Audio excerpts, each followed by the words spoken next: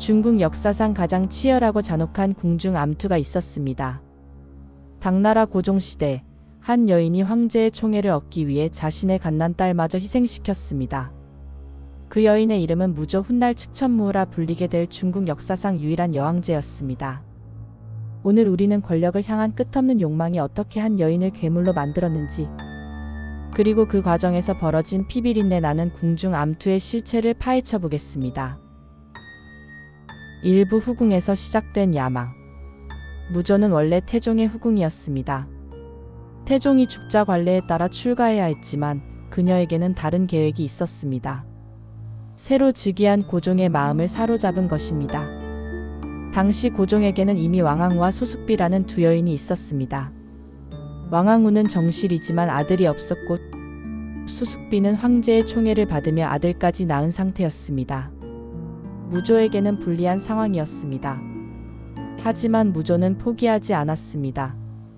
그녀는 고종의 심리를 정확히 읽어냈습니다. 고종은 어머니 장손왕후의 그림자에 시달리며 자신만을 위해 주는 여인을 원했습니다.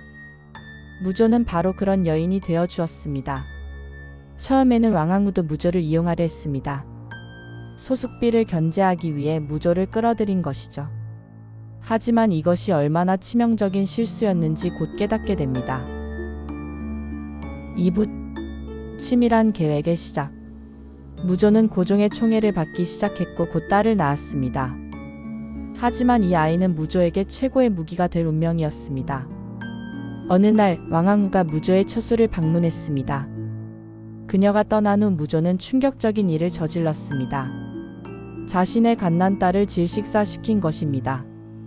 그리고 고종이 돌아왔을 때 아이가 죽어있는 것을 발견하고 오열했습니다. 황후께서 다녀가신 후 아이가 이렇게 됐습니다. 무조의 연기는 완벽했습니다. 고종은 분노했습니다. 왕왕후가 질투심에 눈이 멀어 무고한 아이를 해쳤다고 믿었습니다. 이것은 무조의 치밀한 계획이었습니다. 자신의 친딸을 희생시켜서라도 왕왕후를 제거하려는 냉혹한 계산이었습니다. 모성애보다 권력욕이 앞선 순간이었습니다. 3부 황후 폐위 작전. 무조는 고종의 분노를 최대한 활용했습니다. 그녀는 눈물을 흘리며 고종에게 말했습니다. 저는 괜찮습니다. 하지만 무고한 아이가. 고종의 마음은 완전히 무조 편이 되었습니다. 왕왕후는 억울함을 호소했지만 소용없었습니다. 무조는 이미 궁 안에 자신의 세력을 구축해 놓았습니다. 궁녀들과 내간들을 포섭해 정보망을 만들었고 왕왕후의 일거수일투족을 감시했습니다. 더 치밀한 것은 소숙비까지 함께 제거하려는 계획이었습니다. 무조는 왕왕후와 소숙비가 서로 견제하는 사이에 자신이 유일한 대안이 되도록 상황을 조작했습니다. 무조는 고종에게 속삭였습니다. 왕왕후와 소숙비가 함께 모의하고 있다는 소문이 있습니다. 실제로는 두 여인이 경쟁 관계였지만 무조는 그들이 연합해 자신을 해치려 한다는 거짓 정보를 퍼뜨렸습니다. 4부 잔혹한 복수의 완성. 655년 마침내 무조의 계획이 결실을 맺었습니다. 고종은 왕왕후를 폐위시키고 무조를 새로운 항우로 책봉했습니다. 하지만 무조의 복수는 여기서 끝나지 않았습니다. 폐위된 왕왕후와 소숙비는 냉궁에 유배되었습니다. 하지만 무조는 그들이 살아있는 한 불안했습니다. 언제든 복권될 가능성이 있었기 때문입니다.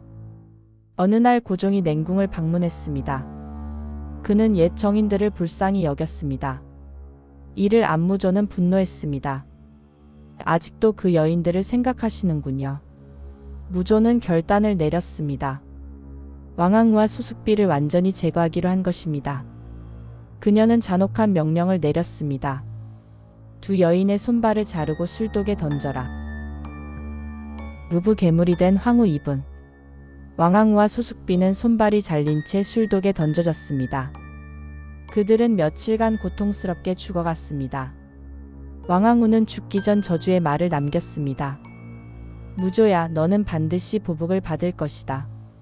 하지만 무조는 개의치 않았습니다. 오히려 더 큰 야망을 품기 시작했습니다. 황후 자리만으로는 만족할 수 없었습니다.